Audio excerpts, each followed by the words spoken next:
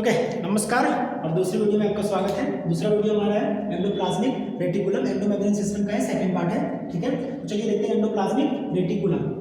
मुझे उम्मीद है कि पिछला वीडियो आप अगर समझ गए होंगे तो आप फिर इन सारी चीज़ों को आसानी से समझ जाएंगे। तो एंडोमेम्ब्रेन सिस्टम में पहला हम देख रहे हैं एंडोप्लाज्मिक रेटिकुलम। एंडोप्लाज्मिक रेटिकुलम किस तरीके का है? एंडोप्लाज्मिक रेटिकुलम किस तरीके का है? तो इसको कह सकते हैं इलेक्ट्रॉन माइक्रोस्कोपिक है। कैसा है? Electron microscopic. ठीक है, मतलब कि इलेक्ट्रॉन माइक्रोस्कोप के डिस्कवरी के बाद ही इसको देखा गया था, बट गॉल्जी एपैरेटस हम देखेंगे तो पहले ही देख लिया गया था। इलेक्ट्रॉन माइक्रोस्कोप की इसके लिए जरूरत नहीं पड़ी थी। इलेक्ट्रॉन माइक्रोस्कोप के लिए किसकी जो एक तो ये हमारा हो गया क्या बोल रहे हैं इसको, endoplasmic reticulum and the second word is cell membrane. Cell membrane के लिए क्या पड़ा? इलेक्ट्रॉन माइक्रोस्कोप की भी जरूरत पड़ी थी। ठीक है, कि इलेक्ट्रॉन माइक्रोस्कोप के लिए क्या लिखता है NCERT? Network of reticulum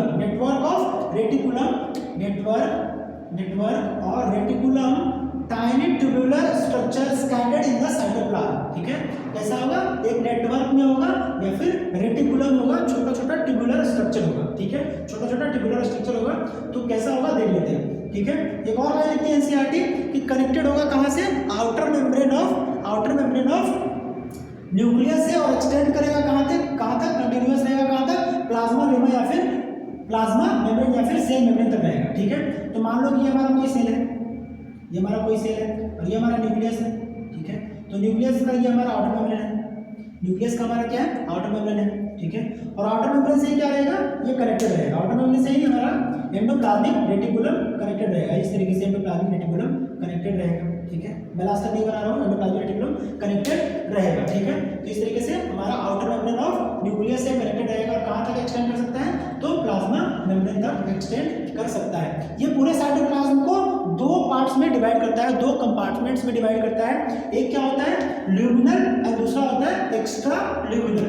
the second one is first one is luminal, जो कि क्या होगा? ये वाला पार्ट होगा, जो कि क्या होगा? ये अंदर वाला पार्ट होगा, इसके अंदर वाला पार्ट होगा, ये जो स्पेस दिख रहा है आपको वो क्या होगा? ल्यूमिनल कहलाएगा। ठीक है, इनसाइड द एंडोप्लाज्मिक रेटिकुलम कह सकते हैं। इनसाइड एंडोप्लाज्मिक रेटिकुलम का जो स्पेस है, ठीक है, वो स्पेस कहलाएगा। The second one is extra luminal. ठीक है, ये कौन सा वाला पार्ट होगा? तो साइटोप्लाज्मिक पार्ट होगा। कौन सा वाला पार्ट होगा? तो साइटोप्लाज्म वाला पार्ट होगा। ठीक है, ये दो भाग में बांट देगा साइटोप्लाज्म को। ठीक है, अब इसका स्ट्रक्चर अगर देखें तो कैसा होगा? सिस्टर्निया होगा, ट्यूब्यूल होगा, या फिर वेसिकल होगा, जो मैंने पिछले वीडियो में बात की थी। ठीक है, तो सिस्टर्निया कैसा होगा? सिस्टर्निया इस तरीके से सिस्टर्निया। ठीक है, इस तरीके से ये कहां से कनेक्टेड होगा? तो आउटर मेम्ब्रेन ऑफ न्यूक्लियस। दूसरा कैसा होता है? ट्यूब्यूल हो सकता है। दूसरा कैसा हो सकता है? इस तरीके से ट्यूबुलर फॉर्म में हो सकता है। ठीक है, इस तरीके से ट्यूबुलर फॉर्म में हो सकता है। ठीक है, यहाँ से भी कनेक्टेड हो सकता है। ठीक है, इस तरीके से ट्यूबुलर फॉर्म में। इसको मैं थोड़ा सा ज़्यादा बताऊँ तो सिस्टर्निया जो होता है ना, फ्लैट जो होता है, ये जो स्ट्रक्चर होता है, ये वाला जो आप पार्ट देखेंगे ये चपटा हुआ थोड़ा सा रहेगा। ठीक है, लेकिन ट्यूब्यूल वाला पार्ट वहीं पे उसका पार्ट देखेंगे, ट्यूब्यूल वाला पार्ट क्या होगा? थोड़ा सा बड़ा होगा साइज में। ठीक है, ट्यूब्यूल वाला पार्ट देखिएगा तो ये बड़ा साइज दिख रहा होगा, तो ट्यूब्यूल ये होता है। तीसरा किस फॉर्म में हो सकता है? वेसिकुलर फॉर्म में भी हो सकता है। ये कैसा हो सकता है? वेसिकुलर फॉर्म में भी हो सकता है। तो ये इसके अलग अलग तीन फॉर्म्स हैं। सिस्टर्निया कैसा होगा?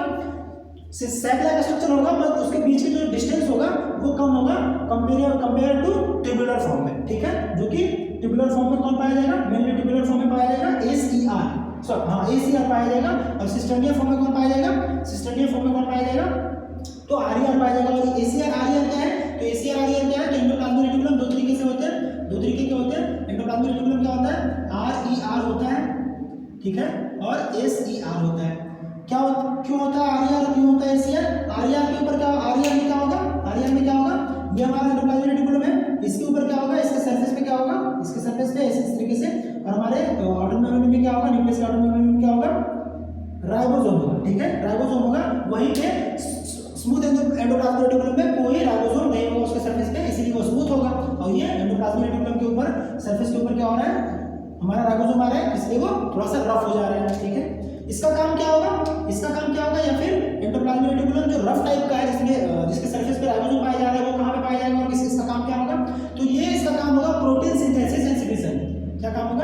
Protein synthesis and secretion. Protein synthesis and secretion होगा तो वैसे सेल्स में पाया जाएगा जहां पे क्या होगा, प्रोटीन सिंथेसिस की, प्रोटीन सिक्रीशन की, प्रोटीन की ज़्यादा जरूरत होगी। ठीक है, प्रोटीन की ज़्यादा जरूरत होगी वैसे सेल्स में पाया जाएगा। तो पैंक्रियाटिक सेल्स में ये बहुत ज़्यादा मात्रा में पाया जाता है। ठीक है, स्मूथ एंडोप्लाज्मिक रेटिकुलम वहीं पे क्या करेगा, इसके पास कोई राइबोसोम नहीं है तो क्या नहीं कर पाएगा, ये प्रोटीन सिंथेसिस नहीं कर पाएगा, क्योंकि प्रोटीन सिंथेसिस के लिए क्या जरूरी है, तो राइबोसोम्स जरूरी है। ठीक है, तो ये क्या करेगा, लिपिड फॉर्मेशन करेगा। क्या करेगा, लिपिड सिंथेसिस करेगा। ठीक है, पहला काम तो ये लिपिड सिंथेसिस करेगा। और जितने भी स्टेरॉयडल हार्मोन्स है वो सारे के सारे कहाँ पे फॉर्म होंगे, तो हमारे एसीआर में। लिपिड का फॉर्मेशन जहाँ भी आ गया, लिपिड से जो भी चीज जुड़ी हुई आ गई फॉर्मेशन में, सिंथेसिस में। ठीक है, सिंथेसिस में वो कौन करेगा, एसीआर करेगा।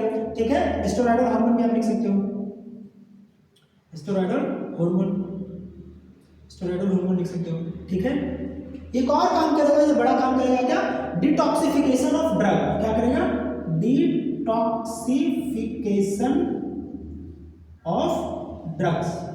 डिटॉक्सिफिकेशन ऑफ ड्रग करेगा। ठीक है, तो कोई चीज हमने, कोई दवाई ले ली, कोई मेडिसिन ले ली जो कि हमारी बॉडी के लिए सही नहीं है, तो पहले क्या करता है, ट्राई करता है हमारा बॉडी कि उसको डिटॉक्सिफाई किया जाए। ठीक है, सही किया जाए। अगर सही हो पाता है तो ठीक है, नहीं तो उसको हमारे बॉडी से बाहर निकाल दिया जाता है। तो ये एसीआर और आरईआर के फंक्शंस मैंने बता दिए। देखो, दो चीज मैंने और लिख के रखा है स्पेशल, क्या, कि नर्व सेल में जो होता है ना आरईआर, वो मॉडिफाई हो जाता है। ठीक है, मॉडिफाई हो जाता है किसमें, मसल्स गैंग्लियन में। आरईआर मॉडिफाई होता है नर्व सेल में। वही तो मस्कुलर सेल देखिएगा, मसल्स में देखिएगा तो एसीआर मॉडिफाई होता है किसमें, सार्कोप्लाज्मिक रेटिकुलम में। ठीक है, वहां पे क्या होता है, बहुत ज्यादा कैल्शियम आयन होता है, किसलिए, कॉन्ट्रैक्शन के लिए। ठीक है, कॉन्ट्रैक्शन एंड रिलैक्सेशन के लिए। मसल्स में क्या जरूरी है, कॉन्ट्रैक्शन एंड रिलैक्सेशन जरूरी है। So this was the all about endoplasmic reticulum.